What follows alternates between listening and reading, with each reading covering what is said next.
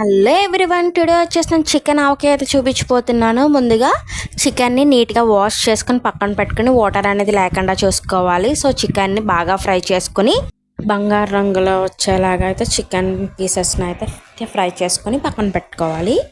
ఇలా పక్కన పెట్టుకున్నాం కదా, ఆల్రెడీ ఆయిల్ ఉంటుంది కదా, ఆ ఆయిల్లో 2 టేబుల్ స్పూన్స్ అల్లం వెల్లుల్లి పేస్ట్ని యాడ్ చేసుకుని పచ్చివాసన పోయేంతగా ఫ్రై చేసుకోవాలి.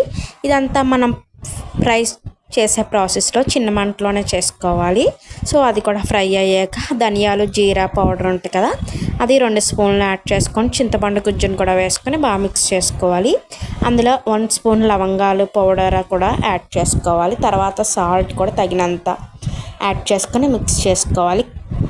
కారం కూడా వేసుకోవాలి. సో కారం వేసుకున్న తర్వాత అది కూడా బాగా మిక్స్ అయ్యాక ఇప్పుడు అందులో మనం ఆవాల పొడిని కూడా యాడ్ చేసుకొని అయితే బాగా మిక్స్ చేసుకుని, ఇప్పుడు ఆల్రెడీ మనం ఫ్రై చేసి పెట్టుకున్నాం కదా ముక్కల్ని, ఆ ముక్కలు కూడా ఇందులో వేసేసుకోవాలి. సో వేసుకున్నాక ఒక 5 మినిట్స్ పాటు ఉంచాలి.